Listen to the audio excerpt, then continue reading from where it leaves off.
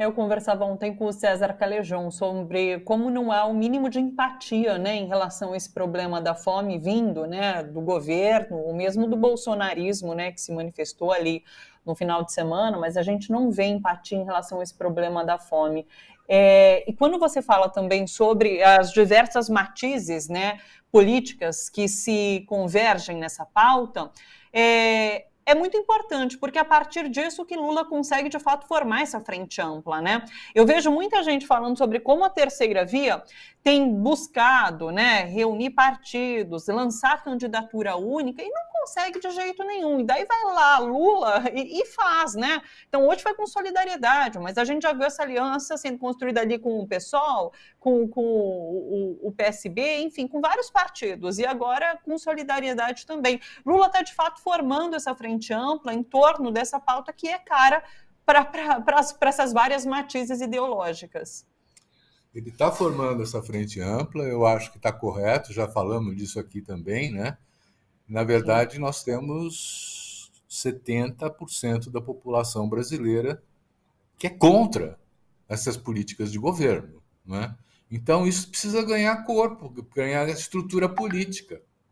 Os partidos políticos brasileiros, pelo seu lado fisiológico, pela dependência que têm dos recursos públicos, pela forma como se estruturaram, vamos dizer assim, para garantir a continuidade de uma dominação do capital sobre o Congresso, sobre o parlamento, né? Eles não têm essa sensibilidade para captar o que está acontecendo na base da sociedade e para entender esse drama. Quando todo mundo começa a disputar uma cebola porque ela tem um desconto, né? Quando agora a Nutella fica sob cadeado nos supermercados, porque senão vai ser roubada, quer dizer, esses indicadores são indicadores de um país que perdeu o sentido de cidadania, que perdeu o sentido, vamos dizer assim, do respeito ao próximo, que perdeu o sentido de solidariedade, que são coisas que nós precisamos resgatar. Essa frente ampla, ela tem esse propósito, não é? Que é resgatar essa dignidade mínima do brasileiro. Ela não deve ir muito além disso, porque as diferenças programáticas são fortes também, mas esse mínimo, vamos garantir dinheiro público para assegurar a retomada do crescimento, para assegurar emprego para os jovens, para assegurar dinheiro para a alimentação, para a educação, para a saúde. Esse é um piso que todos concordam. Quer dizer, ninguém vai negar que o brasileiro precisa, o jovem brasileiro precisa de educação, porque senão ele não consegue progredir. Ninguém vai negar que nós precisamos de uma saúde pública, gratuita, capaz de dar conta dos desafios, inclusive da pandemia, que não foi embora e está recrudescendo de novo agora. Não é? Esse governo é o governo da destruição. É o governo que criou um Brasil paralelo, aliás, esse era o nome do site do Olavo de Carvalho, né?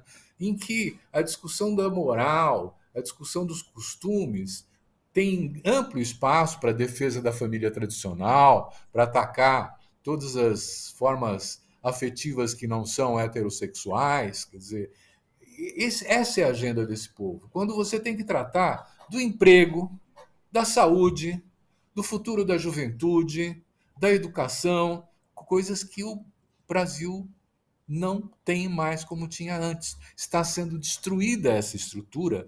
E como estão sendo destruídas as institucionalidades, né? Cadê o Ministério da Cultura? Né? Nós vamos ter muita dificuldade, superando esse momento autoritário, de reconstruir essas instituições e reconstruir um padrão de sociabilidade solidário, cooperativo, de respeito aos outros, de buscar uma solução coletiva para os problemas. Né? Alguém me disse outro dia: não existe uma felicidade que não seja coletiva. Não existe felicidade individual. Você pode ficar alegre, mas a felicidade é um processo de construção na sociedade, com os outros, de uma maneira coletiva. Então, se o Brasil tem o direito de ser feliz, e tem, se o brasileiro também tem, ele precisa superar essas formas de cultivo do ódio.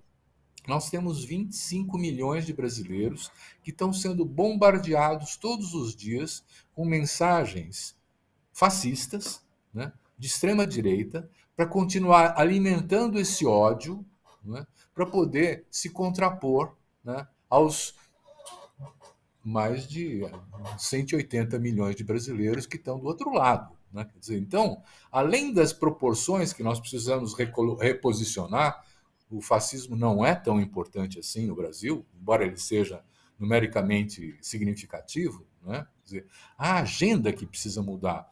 O que tem acontecido é que esse governo está conseguindo impor uma agenda de discussão que encobriu, por exemplo, os sambas enredos do carnaval, que foram absolutamente comprometidos com a cidadania, lutando contra o racismo, lutando contra o ataque aos povos indígenas, sendo feminista no seu discurso e dizendo, como o Gaviões da Fiel falou, a luta tem que sair do papel, não é? Quer dizer, vamos para a rua.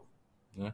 Então, essas expressões, que aliás eu quero juntar, se você me permite, com essa manifestação do racismo contra o racismo no metrô, é que me surpreende de uma maneira agradável. Quer dizer, nós tivemos no carnaval, né, sambas enredos extremamente críticos à sociedade, ao governo brasileiro, denunciando violências e arbitrariedades, né? E não é pouca coisa. A torcida da Gaviões, por exemplo, que é do Corinthians, né, tem 24 milhões de pessoas torcedoras, conforme o número da FIFA. Né? E isso não aparece só no Brasil. Como o Brasil é o lugar em que o carnaval é mais importante no mundo, vão ser transmitidas essas escolas de samba e os seus sambas enredos em outros países também. E essa letra vai chegar lá.